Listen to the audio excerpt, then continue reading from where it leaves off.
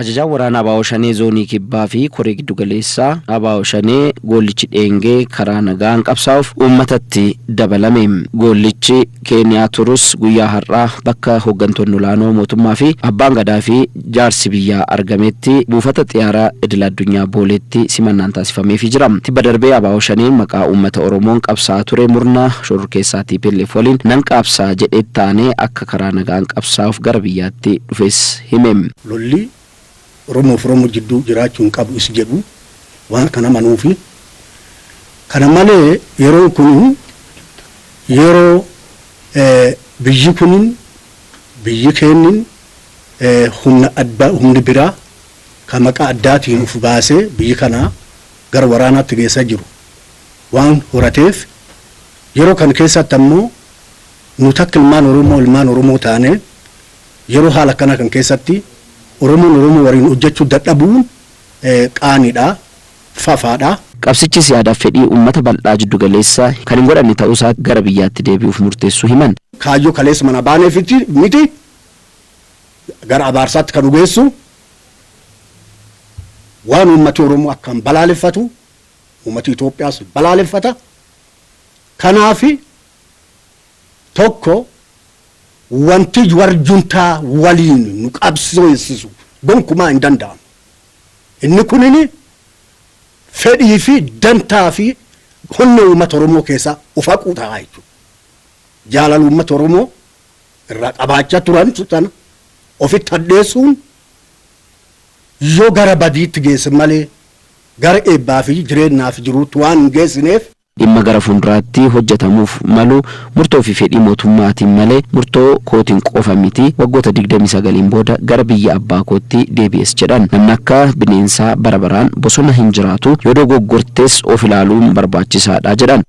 Umrii ofii balleessuun hin barbaachisu. Yeroo ofii gubanii yeroo guddinni biyya kana gubuunis hin barbaachisu. Kanumaan dubbii keenya dhaga'anii fedhii uummata bal'aa dhaga'anii onno ufi hammeen onne kee jirsan qulqulleessanii gara biyyaatti yoo ta'u nagaan galanii gaarii ammallee nagaan galaa jedha. Murna Abaa Shanee labsii fi ibsa garagaraa maqaa kora sabaatiin gaggeessee jira jedhee dhaamsaan nuuraan ga'u fudhatama kan hin qabaannee fi kan qaamni muraasni qofa gaggeessu ta'uu agarsiistudhas jedhan. Magaalaa Gimbii jalatti godhannee jedhan. Magaalaan Gimbii bulchiinsa mootummaa Itoophiyaa jala jira, bulchiinsa mootummaa Oromiyaa jala jira. Magaalaa Gimbii keessatti akkamitti konferensi godhate tokko inni kunuyyuu kufas taasisaa ibsa sana kufa taasisa tokkoffaa ibsichiinu kufata riphalolaan tokko magaalaa Gimbiitti kora sabaa godhanni yoo jedhu waan inni dhugaatii miti.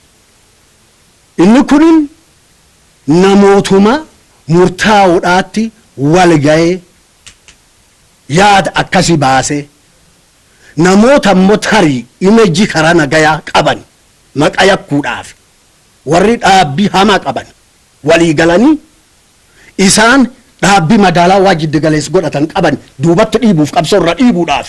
Murtiin jaalgoollichi dheengee duudhaa Oromoo ganamaan daandii irra turan xiinxaluun karaa sirriitti deebi'uu fi dhimma ganama manaa bahanii hubachuun karaa sirriitti deebi'uun murtoo gootichaa murteessan jedhan hoogganaan biiroo dhimmoota kominikeeshinii mootummaa naannoo Oromiyaa obbo Geetaachoo Baalchaa. Bu'aa galmeessuudhaaf deeme sana galmeessuudhaaf daandii jiru qorachuudhaaf xiinxaluuf haala beekuun duudhaa Oromoo ganamaati jechuudha. Kanaaf waan ganama baaneef beekaa waan ganama baasee baay'irraati wanti maqee yoo jiraate dogoggorri illee yoo jiraate dogoggora sanarraa of sirreessuutu narra jiraata malee dogoggora biraa murteessuun narra hin jiru yaada jedhu kan dhiyeesse murtoon kun murtoo gootaa isa godhuudha jedhee tana mana. Injifannoon namaa fi qabeenya buqqisuun lammii ajjeesaa godaansisaa maqaa Abaa Shaneen of dhaadheessaa uummata Oromoof qaaniidha waan ta'eef murtoo humni waraanaa kibbaa fudhatan fakkeenyummaa isaa fudhachuun kanneen gara uummataatti deebi'uu barbaadan mootummaan naannoo Oromiyaa karaa dheeraa deemee simachuuf qophiidhas jedhan obbo Geetaachoo.